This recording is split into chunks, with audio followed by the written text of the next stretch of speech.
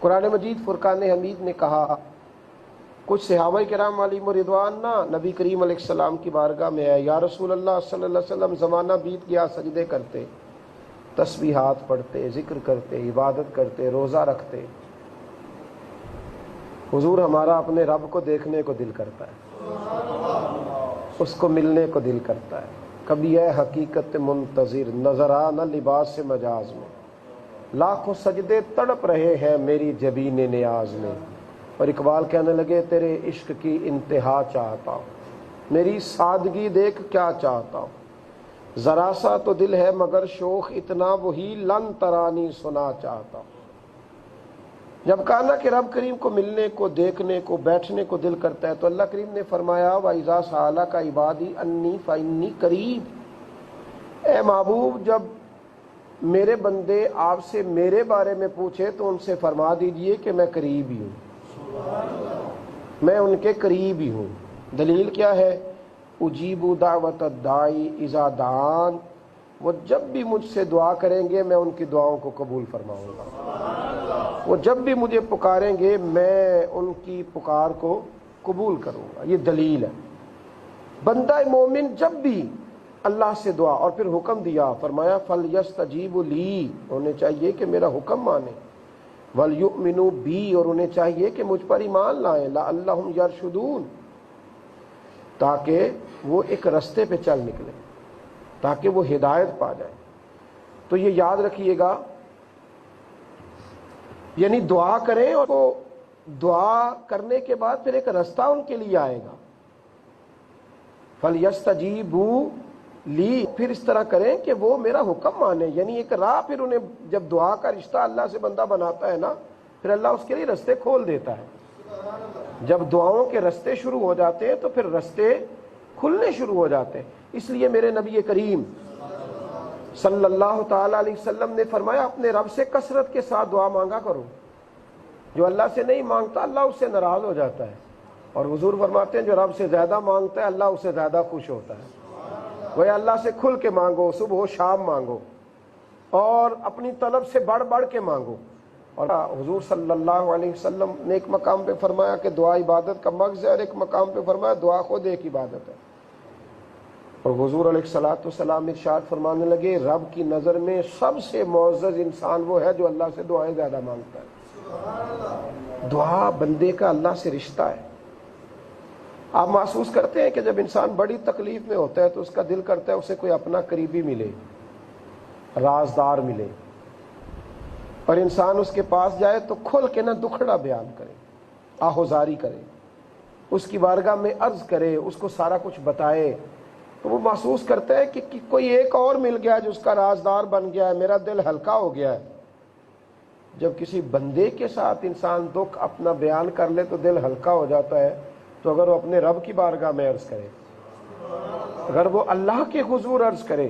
ترمذی شریف میں حدیث ہے، نبی کریم علیہ الصلوۃ والسلام فرماتے ہیں اگر لوگوں سے اپنی غربت بیان کرو گے تو اللہ تمہیں غنی نہیں کرے گا، لیکن اگر تم اپنے دکھ اپنے رب سے بیان کرو گے تو جلدی یا دیر سے اللہ تمہیں لوگوں سے بے نیاز کر دے گا، تمہیں غنی کر دے گا رب کریم۔ اپنے دکھڑے اپنے رب سے بیان کریں، اس کی بارگاہ میں دعائیں مانگیں، اس کے حضور التجائے کریں، دعا کا رشتہ لگائیں اللہ کے ساتھ۔ ہاں کچھ آداب ہیں دعا کے، ان آداب کے سمیت دعا کریں۔ سب سے پہلی بات تو دعا گڑ گڑا کے کریں، عاجزی کے ساتھ کریں، شرمندگی کے ساتھ کریں۔ بھئی کسی آدمی سے کچھ پیسے ادھار بھی لینے ہو تو اس کو اپنے حق میں مائل بندہ کتنی درد سے کرتا ہے، کتنے شوق سے کرتا ہے، کتنی عاجزی بیان کرتا ہے۔ اور اگر رب کریم کو منانا ہو، پہلی تو بات یہ کہ عاجزی کے ساتھ دعا کریں، گڑ گڑائیں، اس کے حضور حاضر ہوں۔ اور پھر یہ کہ دعا صرف زبان سے نہیں ہونی چاہیے۔ ہمارے ہاں دعا ہوتی ہے تو لفظ کچھ ادا ہو رہے ہوتے ہیں تو دل کہیں اور گردش کر رہا ہوتا ہے۔ حضرت موسیٰ کلیم اللہ علیہ الصلوۃ والسلام نے اللہ کی بارگاہ میں عرض کی کہ مولا میری قوم کہتی ہے کہ تو ان کی دعائیں قبول نہیں فرماتا، تو رب کریم نے فرمایا موسیٰ ان کے لفظ میرے ساتھ ہوتے ہیں، دل میرے ساتھ نہیں ہوتے۔ اللہ کی بارگاہ میں انسان دعا مانگے اور پھر اس کی توجہ کسی اور جانب ہو، لیکن نا یہاں ہمارے پاس مساجد میں کسی ادارے میں صبح اگر کوئی بچہ سبق پڑھنے آتا ہے وہ کسی بھی استاد کے سامنے، تو پڑھتے ہوئے اگر دائیں بائیں دیکھتا ہے تو استاد برا محسوس کرتا ہے کہ بھئی یہاں تو سبق پڑھ رہا ہے، یہاں تو عبارت دیکھ رہا ہے، یہاں تو سنا رہا ہے، اور توجہ تیری کہاں ہے؟ یہ چیز گراں گزرتی ہے تو آپ رب کی بارگاہ میں دعا مانگ رہے ہیں، اللہ کے حضور دعا مانگ رہے ہیں، اور توجہ نہیں ہے آپ کی، دل حاضر ہو، طبیعت حاضر ہو، موجود ہو، اور پھر انسان دعا مانگے، اور پھر یہ بھی دعا کے آداب میں شامل ہے کہ اس کا رزق حلال ہو۔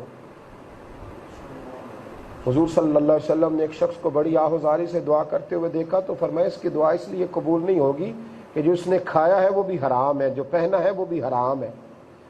تو لقمہ حرام والا آدمی جب دعا مانگتا ہے تو قبول نہیں ہوتی۔ اور پھر میرے نبی کریم علیہ الصلوۃ والسلام نے طریقہ بتلایا، فرمایا پہلے اللہ کی حمد کرو، پھر اس کے رسول پر درود پڑھو۔ اب تم جو دعا کرو گے اللہ اپنے فضل سے قبول فرمائے گا، اللہ اپنی رحمت سے قبول فرمائے گا۔ آپ کے پاس جو نیک اعمال ہوں ان کا وسیلہ دے کے دعا کریں۔ بڑی معروف حدیث ہے کہ 3 لوگ ایک غار میں الجھ گئے تھے، تو ایک نیکی جو ان کی چھپی ہوئی تھی ان نیکیوں کا وسیلہ دے کے دعائیں کی تو اللہ نے ان کی دعاؤں کو قبول فرما لیا۔ اور پھر رب کی بارگاہ میں نبی پاک کا وسیلہ دے کے دعا کریں، اللہ کی بارگاہ میں ولیوں کا وسیلہ بھی قبول ہے، اعمال کا وسیلہ بھی قبول ہے، اور جو وسیلہ سب سے زیادہ قبول ہے وہ میرے محبوب کا وسیلہ ہے۔ خود نبی کریم علیہ الصلوۃ والسلام نے حضرت فاطمہ بنت اسد رضی اللہ تعالی عنہ جو مولا علی شیر خدا کی والدہ تھی، جب ان کو قبر میں دفن کیا تو دعا کی، اے اللہ میرے اور پچھلے انبیاء کے وسیلے سے ان کی قبر پہ رحمت فرما۔ حضرت عثمان بن حنیف کو جب نبی پاک نے دعا سکھائی، ترمذی میں موجود ہے، تو فرمایا میرے وسیلے سے دعا کرنا اللہ قبول فرمائے گا۔ الفاظ دعا میں حضور نے وسیلے کا سبق دیا، تو ان سارے عوامل کو پیش نظر رکھ کے دعا کریں، اور اگر اللہ توفیق دے تو آنکھوں میں کوئی آنسو آ جائے، دل پہ چوٹ لگے اور کوئی 2 آنسو آ جائے، پھر انسان دعا مانگے تو پھر تو رب کریم بڑا ہی راضی ہوتا ہے، پھر تو اللہ بڑا ہی نوازتا ہے۔ اس کی بارگاہ میں دعا کریں، التجا کریں۔ حضور ہمیشہ دعا کرتے، ہر مقام پر دعا کرتے، ہر مقام پر نبی پاک کے ہاتھ اٹھتے، کتنی کتنی دیر حضور دعائیں کرتے رہتے۔ صحابہ کرام فرماتے کبھی اتنے اونچے ہاتھ اٹھاتے حضور کہ ہم حضور کے بغلوں کی سفیدی دیکھتے۔ نبی کریم علیہ الصلوۃ والسلام نے فرمایا غافل دل والے کی دعا اللہ قبول نہیں فرماتا، دعا کریں، اس کی بارگاہ میں حاضری دیں۔ اور بہت سارے ایسے لوگ ہیں کہ جو کسی کی غیر موجودگی میں اس کے لیے دعا کرتے ہیں، اس پہ کرم ہو رہا ہوتا ہے پر اسے پتہ ہی نہیں ہوتا یہ کس کی برکت سے ہو رہا ہے۔ میرے رسول پاک علیہ السلام نے فرمایا جب تم اپنے بھائی کی غیر موجودگی میں اس کے لیے دعا کرتا ہے، اس کی غیر موجودگی میں جب تو اس کے لیے دعا کرتا ہے تو اللہ تعالیٰ تیری پشت پر فرشتہ کھڑا کر دیتا ہے جو تیری دعا پر آمین کہتا ہے، اور یہ بھی کہتا ہے کہ اے اللہ جو یہ اپنے بھائی کے لیے مانگ رہا ہے نا پہلے اسے عطا فرما۔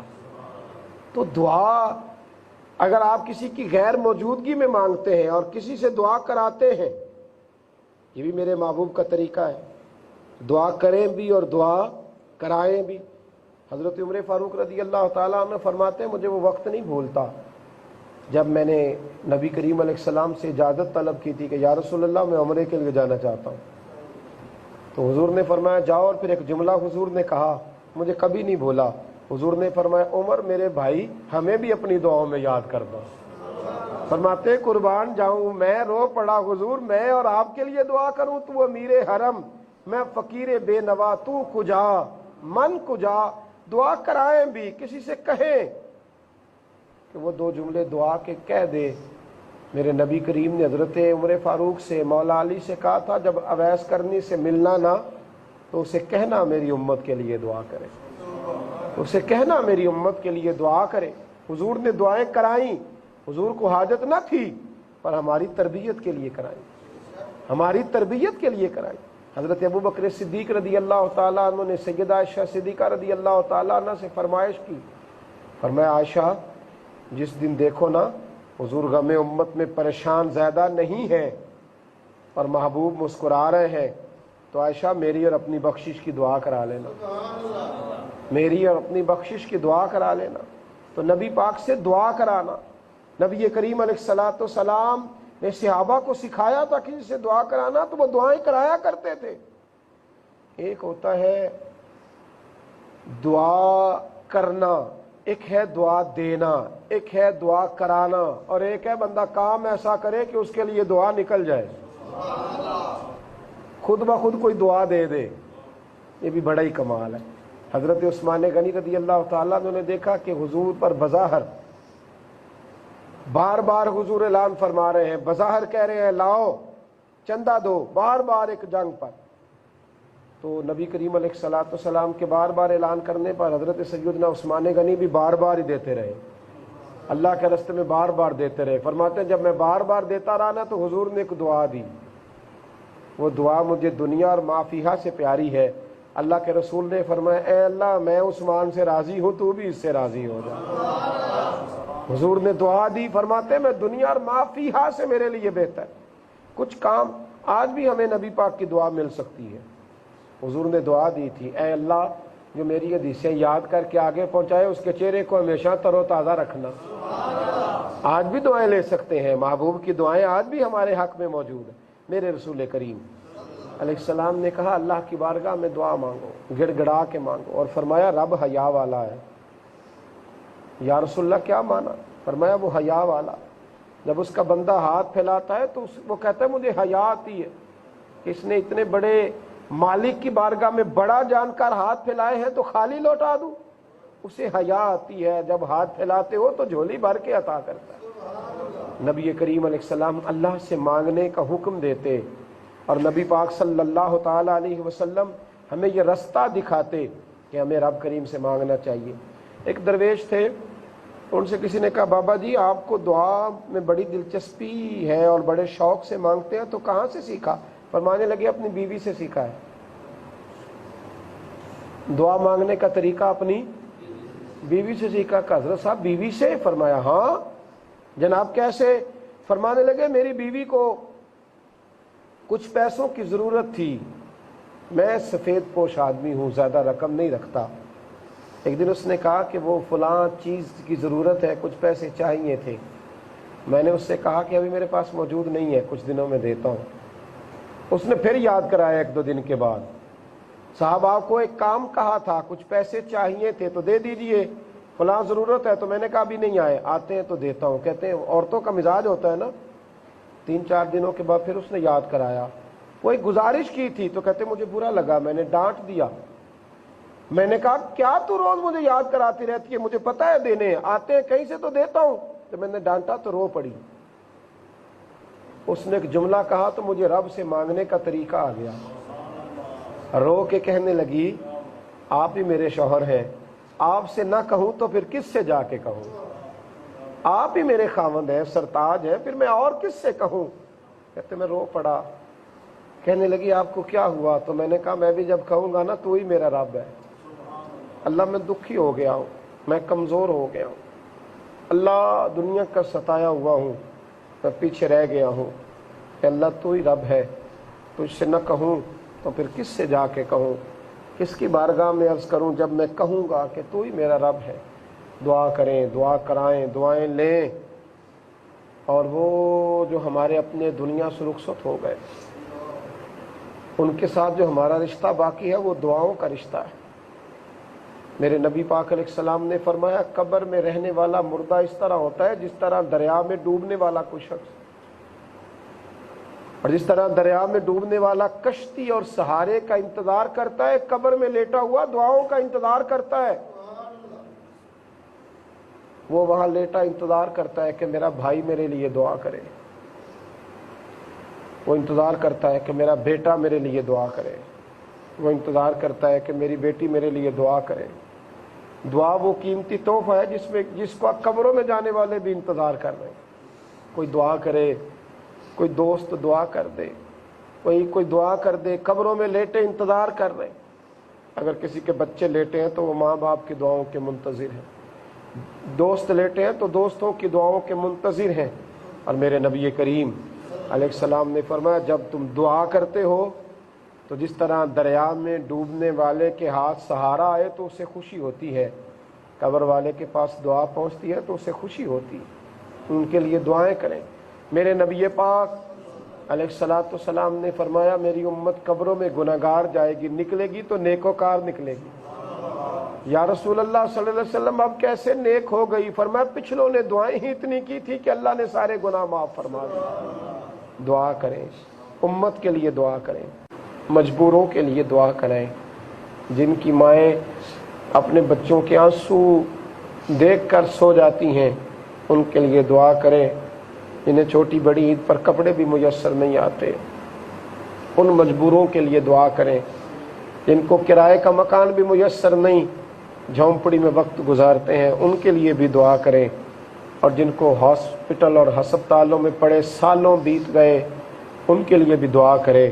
میرے محبوب کی ساری امت کے لیے دعا کریں کہ اللہ کریم ان پر رحمتیں فرمائے، اللہ ان پر فضل فرمائے، اللہ ان کے لیے خیر والا معاملہ فرمائے۔ آپ دعا کریں، آپ جس جس کے لیے دعا کرتے جائیں گے وہ ساری چیزیں اللہ آپ کو عطا کرتا جائے گا۔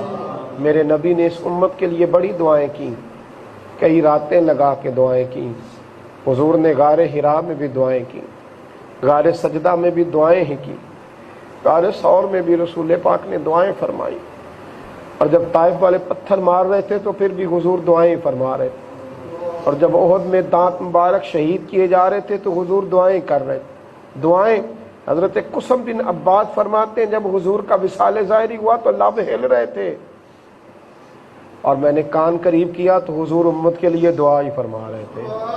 یہ کیا کرم والا معاملہ ہے دعا کہ محبوب نے دعا سے رشتہ بنا کے رکھا۔ دعا کریں اللہ ساری امت پہ رحمت فرمائے۔ آخر دعوانا الحمدللہ۔